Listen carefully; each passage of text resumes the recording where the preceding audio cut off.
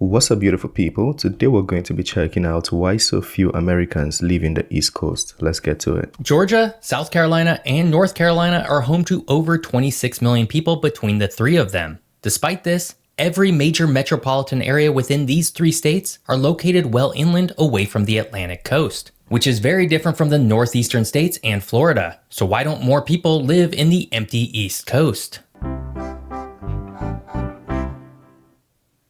Hello and welcome to Geography by Jeff. Today we're off to explore another relatively empty region of the United States. This time though, we're heading to the southeast. And while this area does have millions of people living in it, compared to the Northeast and Florida, it's quite odd that there aren't more people living on the coast of this region.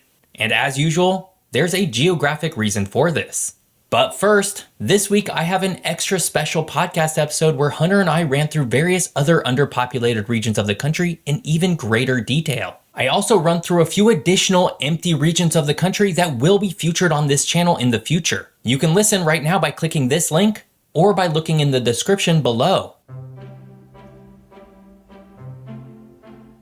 The empty East Coast, encompassing the eastern counties of Georgia, South Carolina, and North Carolina, is home to a pretty unique range of geographic features that have both facilitated and hindered human settlement and economic activity. The region we're talking about in this video is generally characterized by smooth, sandy beaches, barrier islands, and extensive salt marshes. These barrier islands, while very picturesque and emblematic of the southeast coast, offer a sort of double-edged sword. They provide some protection against the wrath of the Atlantic, but are often not stable enough to support large-scale, permanent human activities such as major port operations. Further inland, the land starts to rise gradually into the rolling hills and low mountains, offering a different set of opportunities and challenges. This geography has influenced the types of industries that have flourished here, historically centered around agriculture, especially the plantation economy of cash crops like tobacco, cotton, and rice in Georgia and South Carolina. It was this penchant for plantations and agriculture that would eventually lead to a drastic increase in slavery within these states, as running such enormous operations required an incredible amount of labor. This part of the Southeast history has left an indelible mark not only on the economy of the region, but also the demographic makeup of the Southeast, which is still home to the majority of Black Americans. As of 2021, the entire southern region of the United States was home to about 56% of the country's Black population, with Atlanta alone being home to about 2.2 million, behind only New York City. In North Carolina, the topography becomes a bit more varied, with the flat coastal plain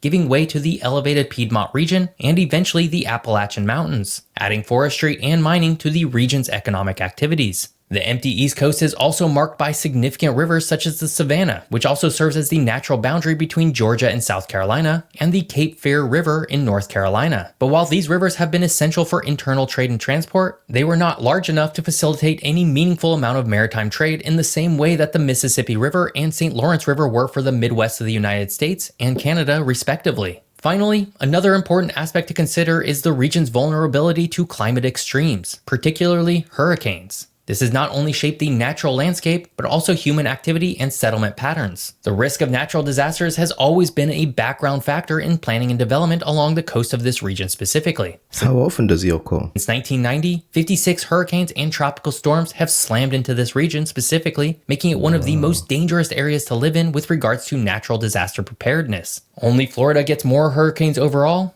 but that's due to a combination of receiving hurricanes from the Atlantic Ocean and the Gulf of Mexico. The empty East is a fascinating region of the country, but if you haven't picked up on it yet, its history and geography have created issues in establishing large population centers on the coast, and we're going to explore why that is right now. But first, if you're enjoying this video, hit that subscribe button. More fun geography videos are just a single click away.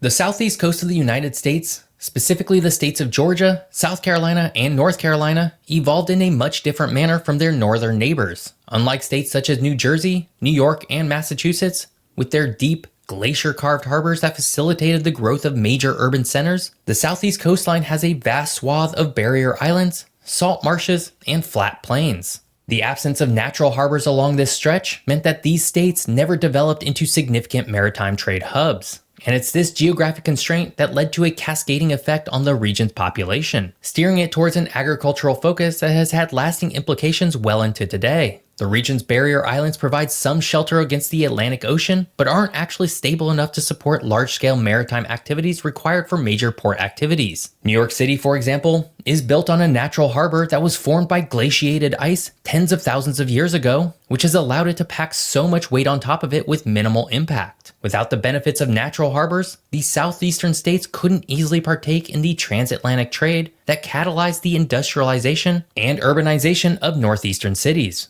Instead, the Southeast saw a growth of the plantation economies driven by cash crops like rice, cotton, and tobacco. The broad, flat lands away from the coast were well suited for large-scale agriculture, and the hot, humid climate of the region provided That's the only source of economy, just those three agricultural products. an ideal environment for these crops to thrive. Plantations required a large labor force, leading to the horrible importation and enslavement of Africans, a historic atrocity that has had enduring social and cultural consequences for the region and the country at large. Till today. And unlike the diversified economies of the Northeast, which included manufacturing, shipping, and eventually technology, the Southeast became economically specialized in the plantation economy, fueled by forced labor of slaves. And it was this exact plantation economy which also discouraged urbanization. Plantations were largely self-sufficient entities that didn't rely on urban centers for labor or goods in the same way that manufacturing did. The small towns and cities that did emerge were usually oriented towards supporting agricultural practices,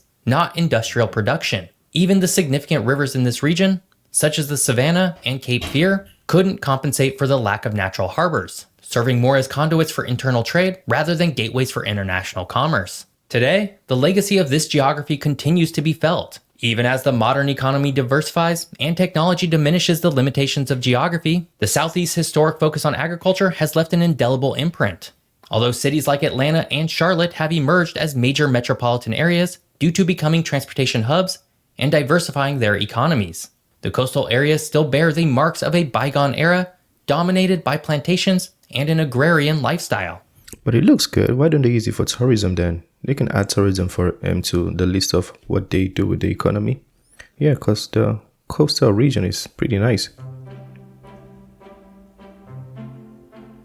While the coastal regions of Georgia, South Carolina, and North Carolina are rich in natural beauty, they haven't attracted the dense populations we see in areas like the Northeast, Florida, or even the nearby metropolitan centers like Atlanta and Charlotte. Setting aside historical factors such as the lack of natural harbors and a plantation-focused economy, several contemporary reasons explain this discrepancy in population density. Cities and metropolitan areas are the primary magnets of population, and job opportunities in these coastal regions are often less abundant and diverse compared to other regions of the country. While tourism and some forms of agriculture and fishing are prominent, there just aren't that many jobs within these industries as compared to popular industries like manufacturing. And while major metropolitan areas like Atlanta, Charlotte, and the Raleigh-Durham Research Triangle have become major corporate hubs, attracting young professionals and creating a wide range of jobs, they've become all-consuming for the region at large. In a way, these metro regions have sucked the economic vitality from cities that might otherwise have become a major city on the coast. And much of this comes on the back of infrastructure, specifically as it relates to transportation. Major cities are often transportation hubs, making it easy for residents to travel both domestically and internationally. And in this region specifically, Atlanta has become the dominant transportation hub, sucking the air out of most other regional cities. Atlanta was once known for being one of the largest rail hubs in the country and continues to have the largest airport. As such, cities like Savannah, Georgia do not... Wait, Atlanta has the largest airport in America? Is it? I thought it was New York. Atlanta was once known for being one of the largest rail hubs in the country and continues to have the largest airport. As such, cities like Savannah, Georgia do not have nearly as many transportation options, thus further discouraging businesses to set up shop in them. Today, the entire region we're talking about is home to just over 10 million people. That's actually quite a lot of people. But compared to the development of other regions in the eastern half of the country, it's still relatively empty. The largest metropolitan areas in the region would be Columbia and Charleston, South Carolina, with about 820,000 and 800,000 people respectively, Fayetteville and Wilmington, North Carolina, with 520,000 and 282,000 people, and Savannah, Georgia, with 404,000 people. And while none of these metro areas are tiny, all of them combined are less than half of Atlanta's 6.1 million people, which is interesting because Charleston specifically predates Atlanta by more than 150 years.